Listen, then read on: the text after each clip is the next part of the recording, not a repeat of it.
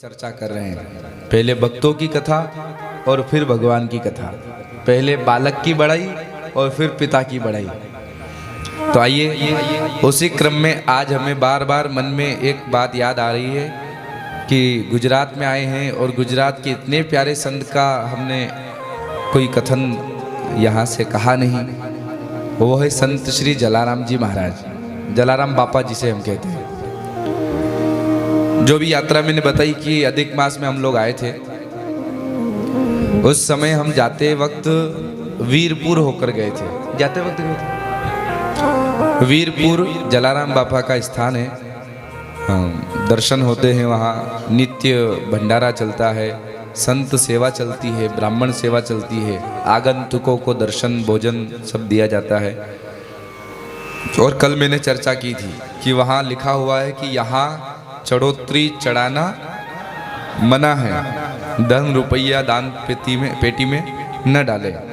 फिर भी भगवत कृपा से, जलाराम बापा की कृपा से अनवरत भंडारा चलता है, कभी कोई कमी नहीं आती, आगे आकर लोग दे जाते हैं।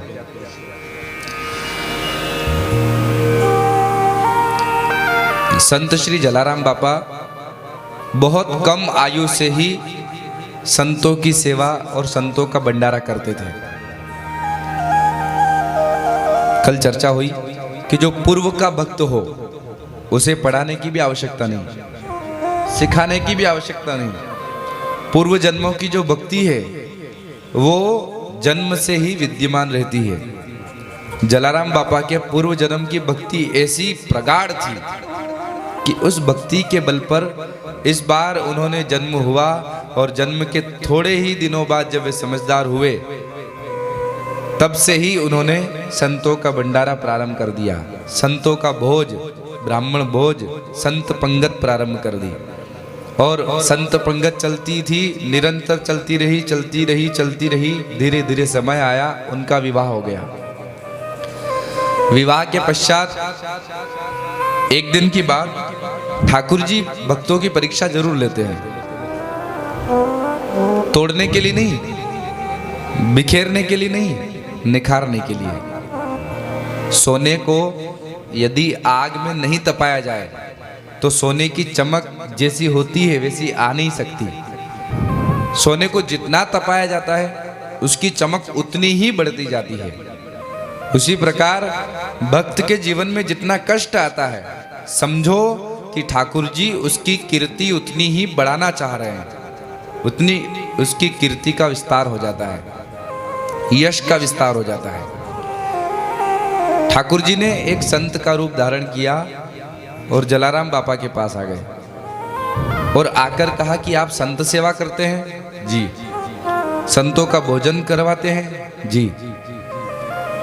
ठाकुर जी ने कहा कि आपसे प्रेरित होकर हम भी संत सेवा करना चाहते हैं, हम भी संतों का भंडारा करना चाहते हैं, लेकिन आपके पास तो पत्नी है, गृहिणी है, तो ये आपका साथ देती है और संतों का भंडारा चलता रहता है। पर हमारे पास तो गृहिणी नहीं है, हमारे पास तो अर्धांगिनी नहीं है, हम कहां से करें? तो देखो कैसी परीक्षा। कई बार विश्वास नहीं होता ऐसी बातों पर। इन चरित्रों को सुनते हैं तो हमारी ये नास्तिक बुद्धि उसे स्वीकार नहीं करती, लेकिन ये सत्य घटनाएं हैं। ठाकुर जी जो संत का रूप धारण करके आए, उन्होंने कहा हम भी संत सेवा करना चाहते हैं, पर हमारे पास अर्धांगिनी नहीं है, तो आप अपनी अर्धांगिनी हमें दोगे? संत जलाराम बापू से कहा। जलाराम बापा ने तुरंत कहा, जी जी, संत सेवा में ले जाना चाहते हो, ले जाओ। और अपनी पत्नी को साथ में कर दिया। और बड़ी बात तो ये कि जलाराम बापा की अर्धांगिनी ने बिल्कुल ये नहीं पूछा कि मेरा विवाह आपसे हुआ है, मुझे इन महात्मा जी के साथ क्यों भेज रहे हो, ये कहाँ के आए हैं, कहाँ ले जाएंगे, कहाँ रहते हैं, नास्तिक है कि आस्तिक है कि दिखावटी है, कुछ नहीं पूछा। और उनकी अर्धांगिनी महात्मा जी के साथ चल पड़ी।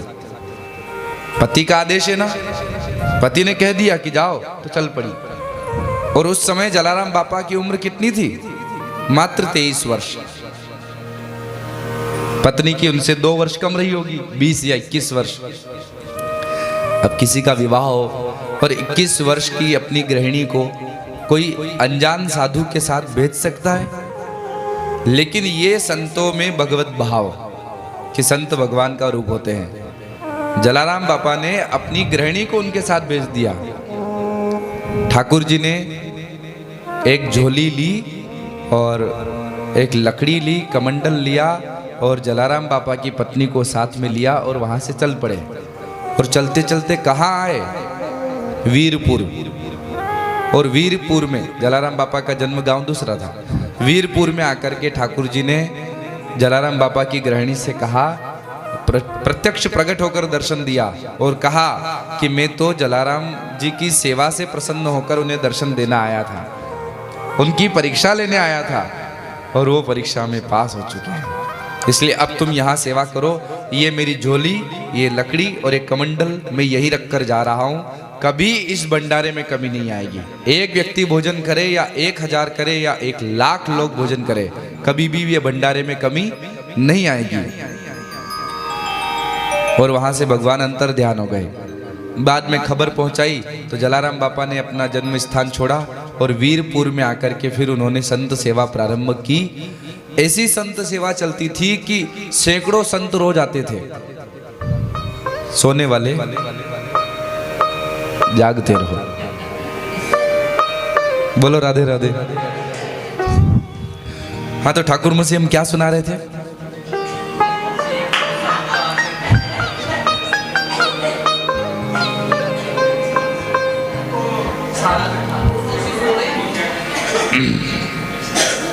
हमारे भक्ति परिवार के लोग इतनी शॉपिंग कर रहे हैं कि रात में जब तक दुकानें बंद नहीं हो तब तक नहीं, ठाकुर मसीह की बात नहीं, भक्ति परिवार, दुकानें बंद नहीं हो तब तक शॉपिंग चलती ही रहती है। ये बंद हो गई तो ढूंढेगी कौन सी खुली है, वहां जाकर के शॉपिंग। और फिर सुबह सुबह उठाते हैं, गुरुजी चलो भाई प्रभात फेरी में। तो प्रभात फेरी में श्री राम जय जय राम करते करते तो अब कथा में तो नींद आएगी सी। फिर बोलो राधे राधे। सोने वाले सोने वाले बोलो जलाराम बापा की जय। जब वीरपुर में संत सेवा चलने लगी, संत सेवा होने लगी, तो सरकार कथा कहती है एक बार कुछ यवन लोग, यवन कहते हैं अन्य धर्म के, दूसरे मजहब के, वो यवन लोग कुछ बकरे मुर्गे ऐसे उनको मार करके काट करके और थैले में भरकर ले जा रहे थे मुस्लिम लोग। उन्होंने देखा कि वीरपुर में जलाराम बापा के वहां भंडारा चलता है, तो उन्होंने सोचा चलो भाई भोजन की व्यवस्था हो जाएगी। तो उन्होंने अपना थैला ऐसा का ऐसा एक स्थान पर टांगा वीरपुर में और वहीं बैठ करके पास में संत पंगत में बैठ गए और भोजन करने लगे वो यवन लोग। अब जलाराम बापा के तो वहाँ कोई मना तो था नहीं कि ये केवल संतों के लिए कि ब्राह्मणों के लिए, आओ और पाओ, खुला भंडारा तो सब पाते थे। तो वो यवन लोग भी भोजन पाने बैठ गए। परोसगारी करते करते जलाराम बापा की नजर पड़ी उस थैले पर जिसमें से रक्त की बूंदें बाहर गिर रही थी। तो जलाराम बापा ने कहा राम राम राम राम राम, इतने लोग भोजन कर रहे हैं और ये भूखे टंगे हुए हैं। तो उन्होंने जो ठाकुर जी की दी हुई छड़ी थी, छड़ी कमंडल और झोली, तो छड़ी जो थी उस छड़ी को उस थैले से छुआया और छुआते ही उस थैले में मृत पशु जो थे जिनकी गर्दनें काट दी गई थी वो मृत पशु जीवित हो गए और अंदर वो बकरियां जो थी मैं करने लगे, कुकड़े मुर्गे जो थे वो कुकड़ू ऐसे करने लग गए, जीवित हो गए। तो जो यवन लोग भोजन कर रहे थे उन्होंने देखा राम, हम मारना जानते हैं पर जिलाना नहीं, पर धन्य है जलाराम बापा जो मारना नहीं जिलाना जानते हैं। चरणों में गिर पड़े और उन यवनों ने उस समय कहा जो न करे अल्लाह सो करे जला। आज भी वहां ये वाक्य लिखा हुआ है कि जो अल्लाह नहीं कर सकते वो जलाराम बापा ने करके दिखा दिया। जो न करे सोई करे जला। सरकार आज भी वीरपुर में जलाराम बापा के वहाँ पर कोई मना नहीं है कि भंडारे में कौन भोजन करेगा कौन नहीं करेगा, सब लोग भोजन करते हैं, हिंदू हो मुस्लिम हो सिख हो ईसाई कोई भी हो, बस भोजन पाओ, आओ और पाओ। सुनिए, ये संतों के चरित्र सीखने के लिए होते हैं। एक दिन एक भक्त आया और जलाराम बापा से कहा, बापा आपकी इतनी उम्र हो गई, यही संतों की सेवा करते रहते हो, भंडारा करते रहते हो, चलो ना थोड़ा सा तीर्थ यात्रा करके आ जाएं। हरिद्वार चलते हैं, ऋषिकेश चलते हैं, बद्री केदार चलते हैं, जगन्नाथपुरी चलते हैं, तो बढ़िया गंगा यमुना में स्नान करेंगे, हरिद्वार वृंदावन प्रयागराज में स्नान करेंगे, चलो। तो जलाराम बापा ने कहा, भैया उस भक्त से कहा कि भैया हमारे पास तो समय नहीं है कि हम तीर्थ यात्रा में जाएं, क्योंकि हम तीर्थ यात्रा में गए तो यहाँ संत सेवा रुक जाएगी, संतों की सेवा करेगा कौन, इसलिए हम नहीं जा सकते। और एक बार सेवा बंद हुई तो फिर लोग यहाँ आएंगे नहीं, लोग इसीलिए आते हैं क्योंकि संत सेवा होती है, इसलिए हम ये स्थान छोड़कर कहीं जाने वाले नहीं है। उस भगत ने कहा, ठीक है आप नहीं चलो पर कल मैं तो जरूर जाऊंगा, कल मैं सुबह ब्रह्म मुहूर्त में निकल जाऊंगा।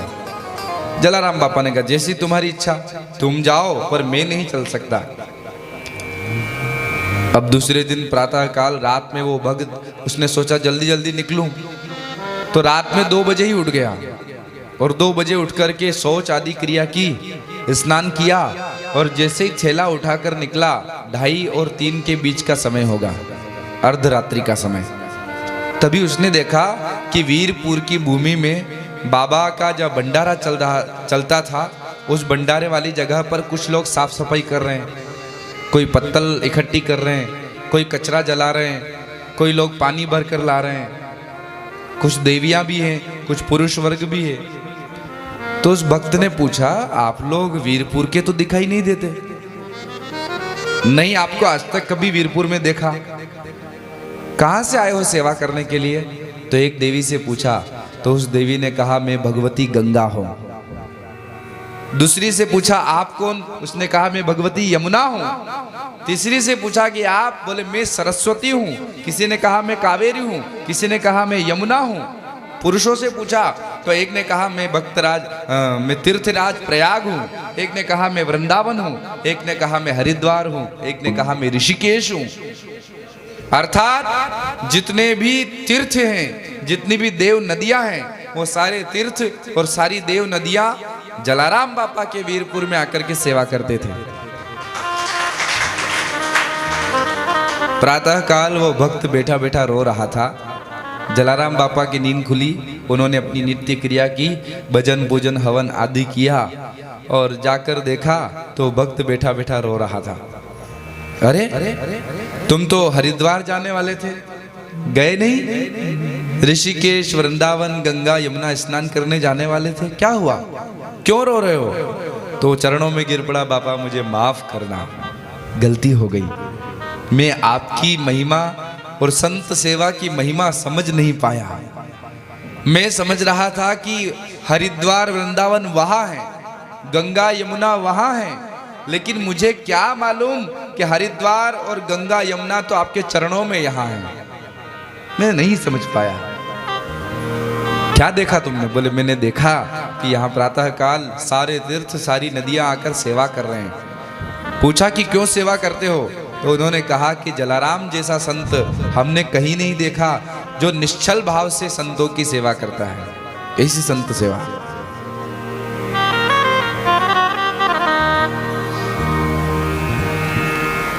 धीरे धीरे समय बीता। एक पंडित जी जलाराम बापा को कथा सुनाते थे। रोज जलाराम बापा उनके सामने बैठकर कथा सुनते थे। पंडित जी से जलाराम बापा कहते, पंडित जी दक्षिणा मांगो, कुछ चाहिए हो तो बोलो। पंडित जी ने कहा, हमें दक्षिणा में और तो कुछ नहीं चाहिए, लेकिन हमने सुना है कि आप बहुत बड़े महात्मा हो, बहुत बड़े संत हो, तो कृपा करके एक हमारी इच्छा है वो पूर्ण कर देना। माँ जी क्या कहा पंडित जी ने कि हमारी एक इच्छा है जलाराम बापा वो पूरी कर देना। क्या इच्छा है? बोले आप जब वैकुंठ जाओ ना तो हमें साथ ले चलना, क्योंकि हम तो इतने बड़े महात्मा हैं नहीं कि हमें वैकुंठ मिलेगा या नहीं मिले, पर आप बहुत बड़े महात्मा हो, आपका तो वैकुंठ तय है, तो इसलिए आप जिस समय वैकुंठ जाओ बस हमें साथ में ले जाना, और कोई इच्छा नहीं है। जलाराम बापा ने कह दिया ठीक है, अगर हम वैकुंठ गए तो तुमको याद करेंगे, ले जाएंगे। धीरे धीरे समय बीता, भंडारा चलता रहा। एक दिन की बात, सुबह सुबह का वक्त, वो ब्राह्मण देवता अपने घर से कहीं कथा करने जा रहे थे। उसी समय जलाराम बापा बैलगाड़ी में सुबह सुबह सवार होकर कहीं चल दिए। उन्होंने जलाराम बापा को देखा तो बढ़िया बैलगाड़ी और उसमें तान तंबूरा मंजीरे ये सब रखा था। जलाराम बापा भी बढ़िया स्नान करके और उस स्थान पर वो पगड़ी पहन करके बैठे थे। जलाराम बापा का आपने देखा चित्र तो वो पगड़ी पहनते, तो इसी पगड़ी पहनकर बैलगाड़ी में बैठे हैं। जलाराम बापा ने कहा पंडित जी चलो, तो पंडित जी ने कहा आज बैलगाड़ी में बैठकर सुबह सुबह कहाँ जा रहे हो बापू? बोले अरे आप वैकुंठ चल रहे हो क्या? हम तो वैकुंठ जा रहे हैं। तो पंडित जी ने कहा अरे बापा आप क्या सुबह सुबह मजाक करते हो, हैं? बैलगाड़ी से भला कोई वैकुंठ जाता है, हैं? ऐसी मजाक हमसे मत करो, सच में वैकुंठ जिस दिन जाओ ना उस दिन जरूर याद करना। बापा ने कहा जैसी आपकी इच्छा। बैलगाड़ी आगे चली गई, पंडित जी अपने कार्य से चले गए, और अपना कार्य करके जब लौट रहे थे तब वो वीरपुर होके गए, और वीरपुर में देखा तो वहां लोग रो रहे थे। किसी ने कहा क्यों रो रहे हो? पंडित जी ने पूछा तो लोगों ने कहा आज सुबह सुबह 4 बजे जलाराम बापा का शरीर पूर्ण हो गया और वो चले गए। तब पंडित जी ने माथा पकड़ा, हाय राम, मति फूट गई थी, बुद्धि मारी गई थी। बापा ने सच में कहा कि चलो वैकुंठ, और मैं पहचान नहीं पाया, वो वैकुंठ ले जा रहे थे पर ये अदम शरीर यही पड़ा रह गया। खूब रोए पंडित जी, पर अब कौन सा वैकुंठ और कौन से बापा, डबल थोड़ी मिलना, वो तो एक मौका था, चला गया हाथ से। गुरु भक्तवत्सल भगवान की जय, जलाराम बापा की जय। तो ऐसे संत सौराष्ट्र के हमारे जलाराम बापा हुए हैं। कितने लोग वीरपुर गए हैं?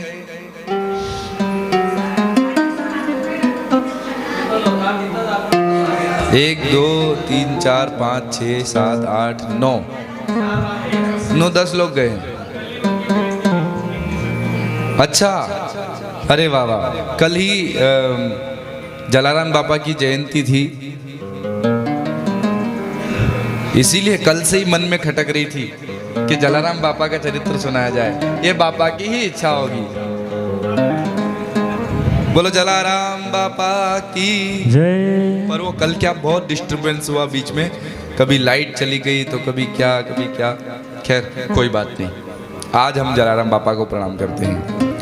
बोलो भक्तवत्सल भगवान की।